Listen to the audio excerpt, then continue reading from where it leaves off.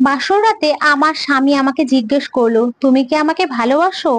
আমি মাথা নাড়িয়ে হ্যাঁ বললাম। তখন সে বলল, তুমি কি আমার ভালোবাসা সহ্য করতে পারবে? আমি না ভেবেই মাথা নাড়িয়ে সম্মতি দিলাম। কিন্তু আমি জানতাম না তার কাছে ভালোবাসার মানে কি। সে আমার শরীরের প্রতিটি অংশে তার দাঁতের গভীর দাগ ফুটিয়ে তুলেছিল, আর আমি যন্ত্রণায় ছটফট করছিলাম। আমি কেঁদে ফেলেছিলাম, কিন্তু সে হাত দিয়ে আমার মুখ চেপে ধরে বলেছিল।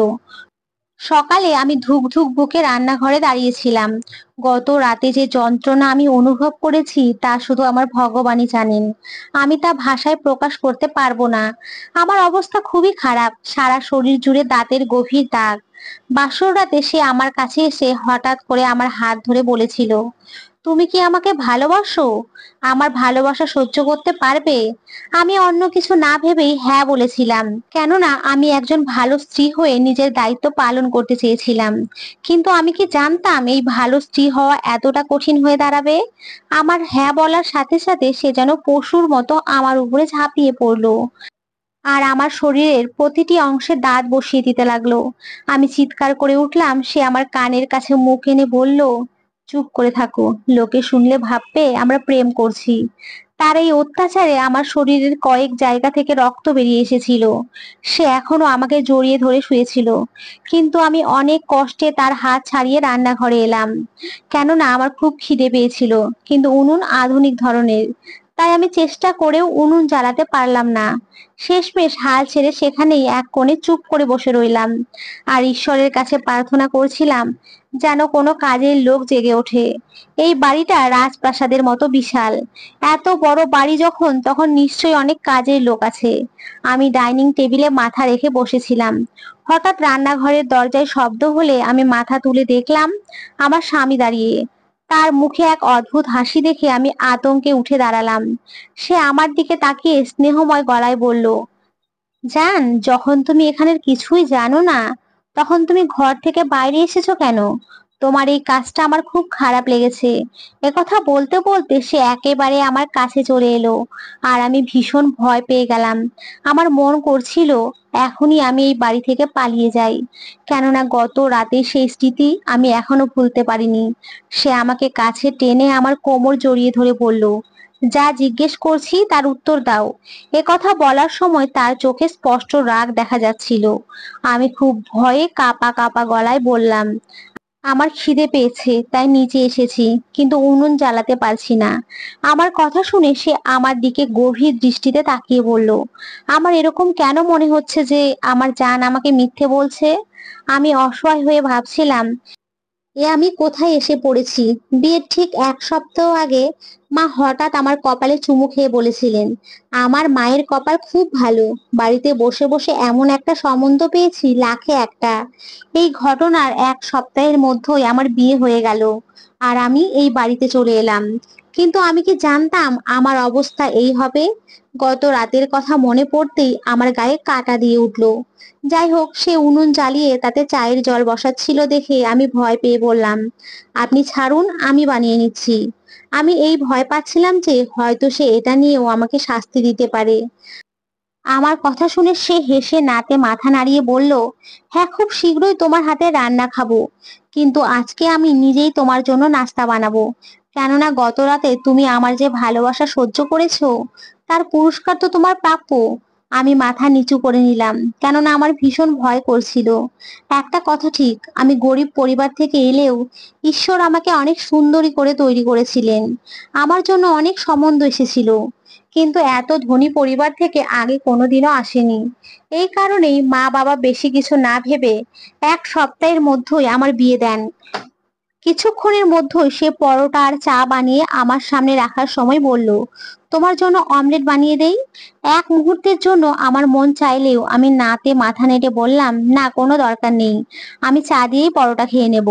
সে আমার চুলে হাত বুলিয়ে বলল, না সুইটহার্ট, বলো আর কি চাও। আমি একটু গুলিয়ে গেলাম আর সাহস করে বললাম, একটা অমলেট হলে ভালোই হয়। আমি বলার সাথে সাথে সে তাড়াতাড়ি করে আমার জন্য অমলেট তৈরি করে দিল। আমি অবাক হয়ে তার দিকে তাকিয়ে রইলাম। কেননা সে নিজের জন্য কিছুই বানায়নি। আমি তাড়াতাড়ি করে বললাম, আপনি তো নিজের জন্য কিছুই বানাননি, এটা আপনি খেয়ে নিন। কিন্তু সে মাথা নেড়ে বলল, না তুমি খাও, এখন আমি জামা কাপড় বদলে অফিসে যাব। তোমার সঙ্গে কিছুক্ষণ বসতে চেয়েছিলাম, কিন্তু আমার হাতে বেশি সময় নেই। আর একটা কথা, ভবিষ্যতে আর কখনো এমন করো না। যদি খিদে পায় তাহলে ঘরের ভেতরে একটা ইন্টারনেট আছে, সেখান থেকে নিচে অর্ডার দিয়ে দেবে। যদি আবার ঘর থেকে বাইরে বেরোনোর সাহস করো, তাহলে তোমার স্বামী নয়, অন্য কেউ তোমার সামনে আসবে। আমি একদমই পছন্দ করি না কেউ আমার আদেশ অমান্য করুক। আমি খুব অবাক হয়ে তার দিকে তাকিয়ে রইলাম। এ কেমন কথা বলছে সে? কিন্তু আমি চুপচাপ মাথা নিচু করে নাস্তা খেতে লাগলাম। নাস্তা শেষ হতে সে উঠে দাঁড়ালো আর আমার হাত ধরে টানতে টানতে ঘরের দিকে নিয়ে যেতে লাগলো। আমার বুক আবার ধুকপুক করতে লাগলো, কেননা আমার ভয় হচ্ছিল যে সে আবার আমার সাথে কোনো নির্দয় কাজ না করে। কিন্তু কপাল ভালো, ঘরে ঢোকার পরেই সে আমাকে ছেড়ে বাথরুমে চলে গেল। আর আমি স্বস্তির নিঃশ্বাস ছাড়লাম। কিছুক্ষণ পরে সে শুধু একটা তোয়ালা জড়িয়ে বাথরুম থেকে বেরিয়ে এলো। তাকে এই অবস্থায় দেখে আমি লজ্জায় মাথা নিচু করে নিলাম। সে হেসে বলল, এত লজ্জা কিসের? আমি তো রাতেই সব লজ্জা ভেঙে ফেলেছি। তার কথা শুনে আমার গাল লাল হয়ে উঠল। কিছুক্ষণ পর সে জামা কাপড় পরলে তাকে খুবই সুন্দর লাগছিল, কিন্তু কেউই জানতো না এই সুন্দর চেহারার আড়ালে কি অমানবিক রূপ লুকিয়ে আছে। হঠাৎ করে সে ঝুঁকে পড়ে বিনা কারণে আমার গলায় দাঁত বসিয়ে দিল। আমার দম বন্ধ হয়ে আসছিল আর আমি ছটপট করে উঠলাম আর তাকে ঠেলতে লাগলাম যাতে সে আমাকে ছেড়ে দেয়। কিন্তু সে এমন ভাব করলো যেন কিছুই হয়নি। এরপরে সে নিজের ইচ্ছে মতো আমাকে ছেড়ে দিল। আমার গলা থেকে বের হওয়া রক্ত তার ঠোঁটে লেগেছিল। আর সে সেই অবস্থায় আমার দিকে তাকিয়ে একটা ঠান্ডা হাসি দিয়ে ঘর থেকে বেরিয়ে গেল। আমি তাড়াতাড়ি বাথরুমে গিয়ে সেই জায়গাটা ধুয়ে ফেললাম। বুঝতে পারছিলাম না এই মানুষটা আমার সাথে আসলে কি করতে চাইছে।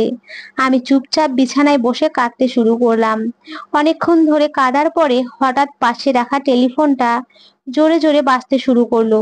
আমি বুঝতে পারছিলাম না ফোনটা ধরবো কি ধরবো না, কিন্তু শেষে সাহস করে রিসিভারটা কানে নিলাম।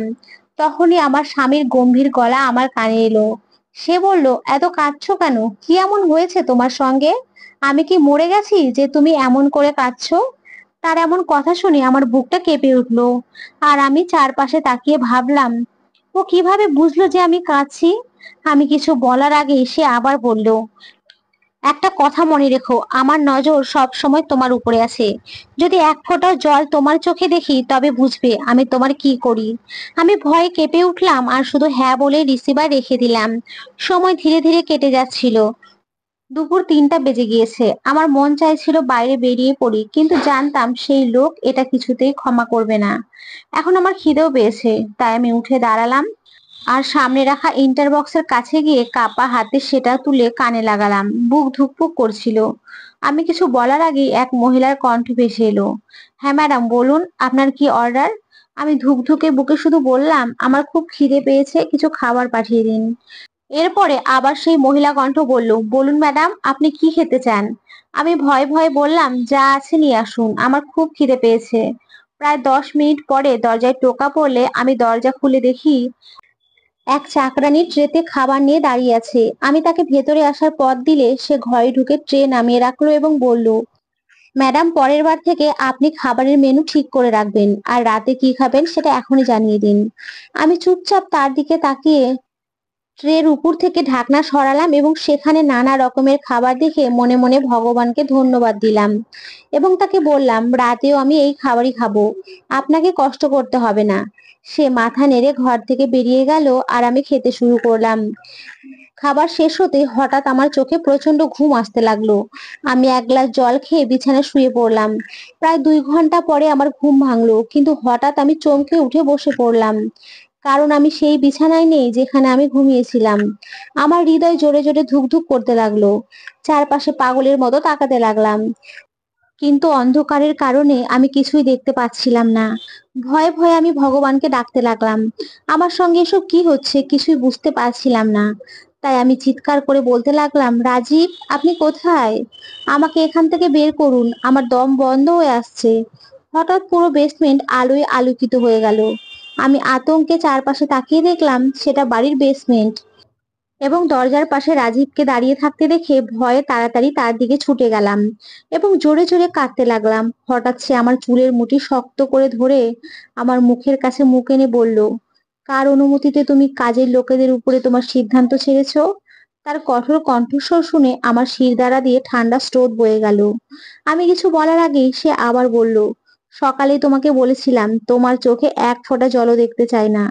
এ কথা বলেই হঠাৎ সে আমার গালে সজোরে থাপ্পড় মারলো, আর আমি টলতে টলতে মাটিতে পড়ে গেলাম। এরপর সে আমার দিকে তাকিয়ে বলল, এরপর থেকে যদি তুমি নিজের কোনো সিদ্ধান্ত কোনো কাজের লোক বা অন্য কোনো লোকের উপরে ছাড়ো, তাহলে আমি তোমাকে মেরে ফেলবো। তুমি কি পরবে কি খাবে সব আমি ঠিক করব। তুমি সবকিছু আমার কাছে জিজ্ঞেস করে করবে। তুমি যদি অন্য কাউকে তোমার জীবনে আনার সাহসও করো, তাহলে আমি তোমাকে মেরে ফেলবো। তোমার শরীর কুকুর বিড়ালকে দিয়ে খাওয়াবো। তার এই কঠোর কণ্ঠস্বরে ভয়ে আমি সঙ্গে সঙ্গে হ্যাঁতে মাথা নাড়লাম। তখনই সে আমার মুখের কাছে মুখ এনে বলল, যদি এই কথা তুমি ভুলে যাও তাহলে মনে রেখো তুমি মানুষ নয় জল্লাদকে দেখতে পাবে। তার এই কথা শুনে আমি একেবারে চুপ হয়ে গেলাম। এরপরে সে আমাকে টানতে টানতে সোজা ঘরে নিয়ে এলো। ঘরে আসতেই না জানি কেন আমার অদ্ভুত ভয় করতে লাগলো। কেননা আমার মনে হচ্ছিল এই লোকটা আবার আমার উপরে সেই অত্যাচার করবে যেটা গত রাতে করেছিল। কথায় বলে না, মানুষের ষষ্ঠ ইন্দ্রিয় যখন কোনো ইঙ্গিত দেয়, তখন তার কোনো না কোনো মানে অবশ্যই থাকে। আমার সাথেও তেমনই কিছু ঘটলো। ঘরে ঢোকার সাথে সাথে সে আমার উপরে জানোয়ারের মতো ঝাঁপিয়ে পড়লো আর আমার শরীরের বিভিন্ন জায়গায় কামড়াতে শুরু করলো। আমি ব্যথায় চিৎকার করতে লাগলাম, কিন্তু সে হাত দিয়ে আমার মুখ চেপে রাখলো যাতে আমার আওয়াজ বাইরে বের হতে না পারে। সে আমার স্বামী, তার প্রতি আমার সম্মান থাকা উচিত, কিন্তু সে আমার সাথে একটা খেলনার মতো ব্যবহার করলো আর আমার আত্মসম্মান চূর্ণ বিচূর্ণ করে দিল। অনেকক্ষণ ধরে আমায় ব্যবহার করার পরে যখন সে আমার থেকে আলাদা হলো, তখন আমার শরীরে আর কোনো শক্তি ছিল না। আমি সম্পূর্ণ ভেঙে একদিকে পড়ে রইলাম। আমার হৃদয় কাঁদছিল, কিন্তু আমার চোখের জল যেন শুকিয়ে গেছে। মাত্র 2 রাতে এই মানুষটা আমাকে শেষ করে দিয়েছে। সামনে যে জীবন পড়ে আছে তা আমি কিভাবে কাটাবো, এই ভেবেই আমার প্রাণটা যেন বেরিয়ে যাচ্ছিল। ভোরের আলোয় আমার চোখ খুললো, কিন্তু শরীরে এত ব্যথা ছিল যে 1 ইঞ্চি নড়ারও শক্তি আমার ছিল না। তাই আমি একেবারে নিষ্প্রাণ অবস্থায় পড়ে রইলাম। কিছুক্ষণ পর হঠাৎ সে আমাকে নিজের দিকে টেনে নিল আর আমার মুখ শক্ত করে ধরে আমার চোখে চোখ রেখে বলল, তোমার উচিত উঠে গিয়ে স্বামীর জামা কাপড় বের করে রাখা, কিন্তু তুমি তো শুয়েই আছো। আমি ভয়ে ভয়ে মাথা নাড়ালাম আর উঠতে চেষ্টা করলাম, কিন্তু সে আমার 2 বাহু জোরে চেপে ধরে আমার উপরে ঝুঁকে পড়ে বলল, আমি কি বলেছি উঠতে? সে কি করতে চাইছে আমি বুঝতে পারছিলাম না। যেন সে একটা রহস্য যেটা আমি কিছুতেই বুঝে উঠতে পারছি না। আমার মনে হচ্ছিল আমি তাকে বলি আমি কোনো পুতুল না, একজন জীবন্ত মানুষ। কিন্তু আমি কিছুই বলতে পারলাম না, কারণ যদি একটা শব্দও বলতাম তাহলে হয়তো সে আমাকে আবার শাস্তি দিত। অনেকক্ষণ সে আমাকে জড়িয়ে ধরে পড়ে রইলো। তারপরে হঠাৎ সে উঠে দাঁড়ালো আর বলল, আমি স্নান করতে যাচ্ছি, তুমি আমার কালো রঙের ড্রেস বের করে রাখো। এটা বলে সে সোজা বাথরুমে চলে গেল। আমি সঙ্গে সঙ্গে বিছানা থেকে উঠতে গেলাম, কিন্তু আমার কোমরে তীব্র ব্যথা অনুভব হলো। যেভাবে সে আমাকে বিছানায় ফেলে দিয়েছিল, তাতে হয়তো আমার কোমরে চোট লেগেছে। অনেক কষ্টে উঠে দাঁড়ালাম এবং আলমারি থেকে তার জামা কাপড় বের করে ড্রেসিং টেবিলে রাখলাম। কেননা এই মানুষটার কোনো বিশ্বাস নেই। এই সামান্য ভুলের জন্য সে হয়তো আমার জানও নিয়ে নিতে পারে। ব্যথায় আমার অবস্থা খুব খারাপ হয়ে যাচ্ছিল। চোখে বারবার জল চলে আসছিল। কিছুক্ষণ পরে সে তোয়ালা পেঁচিয়ে বাইরে এলে আমি একবার তাকিয়েই মাথা নিচু করে বললাম, রাজীব, কোমরের ব্যথায় আমার প্রাণ বেরিয়ে যাচ্ছে। সে অবাক হয়ে একবার আমার শরীরের দিকে তাকালো এবং কিছু না বলে ড্রেস পাল্টাতে লাগলো। এরপরে সে আলমারি থেকে একটা চাদর বের করে হঠাৎ সেই চাদর দিয়ে আমাকে মুড়ে আমাকে কোলে তুলে নিল। আমি ভয়ে ভয়ে তার দিকে তাকালে সে আমার চোখে চোখ রেখে বলল, তোমার অবস্থা আমার ভালো লাগছে না, তাই তোমাকে ডাক্তার দেখাতে নিয়ে যাচ্ছি। এক মুহূর্তের জন্য আমি অবাক হয়ে গেলাম, কেননা যেই মানুষটা আমাকে ঘর থেকে এক পা বেরোতেই দিতে চায় না, সে আজ নিজে থেকেই আমাকে বাইরে নিয়ে যাচ্ছে। সে আমাকে নিয়ে গাড়িতে বসালো এবং বলল, ডাক্তারকে বাড়িতেও ডাকা যেত, কিন্তু আমার হাতে সময় কম, তাই তোমাকে নার্সিং হোমে রেখে আমি অফিসে যাব। তুমি চেক আপ করিয়ে অপেক্ষা করো, আমি 1 ঘন্টার মধ্যেই ফিরে আসবো। আমি হালকা করে মাথা নাড়ালাম। কিছু দূর যাওয়ার পরেই সে একটা নার্সিং হোমের সামনে গাড়ি থামালো। এরপর একটা নার্সকে কিছু টাকা দিয়ে বলল, এনাকে সাবধানে ডাক্তার মুকেশের কাছে নিয়ে যাও। নার্স আমার দিকে অবাক চোখে তাকালো, কেননা আমার মুখে ও শরীরে তার নির্যাতনের চিহ্ন ছিল। লজ্জায় আমি মাথা নিচু করে নিলাম। নার্স আমার হাত ধরে নিয়ে যাওয়ার সময় শান্ত গলায় বলল, আপনি ঠিক আছেন তো? আমি আস্তে আস্তে করে মাথা নাড়ালাম এবং বললাম, প্লিজ আমাকে ডাক্তার মুকেশের কাছে নিয়ে চলুন, আমার ভীষণ কষ্ট হচ্ছে। সে আমাকে নিয়ে একটা কেবিনের দরজায় টোকা দিল এবং ভেতরে ঢুকলো। কিন্তু দরজার ভেতরে ঢুকে যা দেখলাম তাতে আমি হতবাক হয়ে গেলাম, কেননা সে দেখতে একেবারে আমার স্বামীর মতো। আমি একবার নার্সের দিকে আর একবার সেই ডাক্তারের দিকে তাকালাম। সেই ডাক্তার নিজের জায়গা থেকে উঠে এসে আমার হাত ধরলো এবং বলল, বৌদি, আমি আপনার দেওর। এই কথা বলে সে আমাকে যত্ন করে একটা চেয়ারে বসিয়ে দিল। আমি এখনো বিশ্বাসই করতে পারছিলাম না। না জানি কেন আমার মনে হচ্ছিল এই মানুষটাই আমার স্বামী, শুধু আমার সাথে অভিনয় করছে। কিন্তু শুধু একটা বিষয় আলাদা ছিল, আর সেটা হলো তার হাতে কোনো ট্যাটু ছিল না। যদিও আমার স্বামীর হাতে ট্যাটু ছিল, এই কারণে আমি খানিকটা স্বস্তি পেলাম। সে আমার দিকে তাকিয়ে জিজ্ঞেস করলো, আপনার মুখে এই দাগগুলো কিসের? সে হঠাৎ থেমে গেল, কারণ তার নজর আমার গলার দিকে পড়ে। এরপরে চোখ সরিয়ে নিতে নিতে সে বলল, আপনি কেন তাকে বিয়ে করলেন? হঠাৎ তার এই প্রশ্নে আমি অবাক হয়ে তার দিকে তাকালাম, কেননা সে তো তার দাদা, তাহলে সে কেন এমন প্রশ্ন করছে? আমি কিছু বলার আগেই সে আবার বলল, আমি জানি আমার দাদা কেমন মানুষ। আমি এবারও কিছুই বললাম না, শুধু চুপচাপ তার দিকে তাকিয়ে রইলাম, কারণ আমি জানতে চাইতাম সে আর কি কি বলতে চায়। কিছুক্ষণ পরে আমি বললাম, আমার কোমরে খুব ব্যথা করছে, এসব প্রশ্ন করে আপনি শুধু শুধুই আমার সময় নষ্ট করছেন। আমার কথা শুনে সে হালকা মাথা নাড়ালো এবং হঠাৎ করে এক মহিলা ডাক্তারকে নিজের কেবিনে ডেকে নিল। সেই মহিলা ডাক্তার আমার দিকে একবার তাকিয়েই আমাকে ভেতরে নিয়ে গেল এবং আমাকে উল্টো করে শুইয়ে ধীরে ধীরে কোমরে মলম লাগাতে লাগলো। হঠাৎ সে বলল, জানেন আমি কে? আমি নাতে মাথা নাড়লে সে হেসে বলল, আমি আপনার যা, মানে আপনার স্বামীর ভাইয়ের স্ত্রী। আমরা দুইজনেই ডাক্তার। আমি কিছুই বললাম না, কেননা আমার স্বামী আমাকে তার নিজের পরিবারের কাছেই পাঠিয়েছে। তাই আমি কোনো অপ্রয়োজনীয় কথা বলে আমার জীবন আরো কঠিন করতে চাইতাম না। সে আমার মাথায় হাত বুলিয়ে হঠাৎ বলল, আমার খুব খারাপ লাগছে যে তুমি এমন একজন মানুষকে বিয়ে করেছো। এখন থেকে নিজেকে শক্ত করো, নিজের জন্য লড়ো। কতদিন এমন অপমানিত হয়ে এখানে আসবে? এরপরে কখনো যদি তোমার স্বামী তোমার সঙ্গে নিষ্ঠুরতা করতে চায়, তাহলে সাহস করে তার মুখোমুখি হও। এভাবে নিজেকে তার হাতে তুলে দিয়ে তাকে নিজের ইচ্ছে মতো চলতে দিও না। এরপরে সে আমাকে বাইরে নিয়ে এলো। ডাক্তার মুখে চুপচাপ আমার দিকে তাকিয়েছিল। তারা দুজন যখন আমার প্রতি সহানুভূতি দেখাচ্ছিল, তখন আমারও তাদের কাছে জানতে চাওয়া উচিত যে তারা আসলে কি বলতে চাইছে। আমি ডাক্তার মুকেশের দিকে তাকিয়ে বললাম, আপনার দাদার আসতে এখনো 8 ঘন্টা দেরি আছে। আমি আপনাকে কিছু প্রশ্ন করতে চাই, যদি আপনি আমাকে আপনার ছোট বোন ভেবে সত্যি কথা বলেন, তাহলে অনেক উপকার হবে আমার। আমার কথা শুনে ডাক্তার মুকেশ মাথা নেড়ে বলল, বলুন কি জানতে চান? এক মুহূর্তের জন্য আমি চুপ করে রইলাম, কেননা আমি ভাবছিলাম, যদি এই লোক আমার স্বামীর কাছে সবকিছু বলে দেয় তাহলে সে আমাকে মেরেই ফেলবে। তবুও আমি সাহস করে ডাক্তার মুকেশের দিকে তাকিয়ে বললাম, আপনার দাদার আচরণ খুবই অদ্ভুত। সে কামড়ে আমার রক্ত বের করে দেয়। যদি আমি নিজের ইচ্ছে মতো কিছু করি, তাহলে সে একেবারে পশুর মতো হয়ে যায়। এর পেছনে কি কোনো অতীতের যন্ত্রণা আছে, নাকি অন্য কোনো কারণ? আমার কথা শুনে ডক্টর মুকেশ চুপ করে রইলেন। হঠাৎ তার স্ত্রী বলল, তোমার বাড়ির লোক কি বিয়ের আগে ছেলের বাড়িতে বা অফিসে গিয়ে খোঁজ নিয়েছিল? আমি মাথা নেড়ে না বললাম। এরপরে ডক্টর মুকেশ এমন কিছু বললেন যা শুনে আমি স্তম্ভিত হয়ে তার দিকে অবাক হয়ে তাকিয়ে রইলাম। কেননা ডক্টর মুকেশ বললেন, তোমার স্বামী সুস্থ নয়, একটা মেন্টাল পেশেন্ট। কিন্তু সে সেটা মানতে চায় না এবং চিকিৎসাও করাবে না। সে সুন্দরী মেয়েদের নিজের জীবনে আনে, তারপর তাদের অত্যাচার করে মেরে ফেলে, কিন্তু টাকার জোরে সে সব কিছুই ধামাচাপা দিয়ে দেয়। আমার হৃদয় জোরে জোরে ধুকধুক করতে লাগলো, কেননা যেভাবে ও আমার গায়ে দাঁত বসাতো তাতে এটা মিথ্যা কথা হতেই পারে না। আমি ডাক্তার মুকেশ আর তার স্ত্রীকে হাত জোর করে বললাম, ভগবানের জন্য আমাকে সাহায্য করুন। হয়তো উপরওয়ালায় আপনাদের সঙ্গে আমার দেখা করিয়েছেন, যাতে আমি এই ফাঁদ থেকে মুক্তি পেতে পারি। আমার বিয়ে হয়েছে এই মাত্র 2 দিন, আর এই 2 দিনেই সে আমার জীবন শেষ করে দিয়েছে। আমি আর ওর সঙ্গে থাকতে চাই না। তখন আমার যা বললেন, কিন্তু সেটা সম্ভব নয়, কেননা সে যতক্ষণ না তোমাকে শেষ করে দেয় ততক্ষণ তোমাকে ছাড়বে না। আমরা সবাই জানি, কিন্তু আমরা কিছুই করতে পারি না, কারণ তার কাছে টাকা আছে, ক্ষমতা আছে। যদি আমরা তার বিরুদ্ধে দাঁড়াই তাহলে সে আমাদের ডাক্তারি লাইসেন্স ক্যান্সেল করে দেবে আর এমন মামলা চাপাবে যাতে আমরা জেলে চলে যাব। আমি হাউমাউ করে কাঁদতে কাঁদতে ডাক্তার মুকেশের দিকে তাকিয়ে বললাম, আপনি কিছু করুন, শুধু আমাকে ওই বাড়ি থেকে বের করে দিন। যাই হোক না কেন, আমি কখনোই আপনার নাম পর্যন্ত মুখে নেব না, শুধু আমাকে একটু সাহায্য করুন। আমার কথা শুনে ডাক্তার মুকেশ কিছুক্ষণ চুপ করে রইলেন।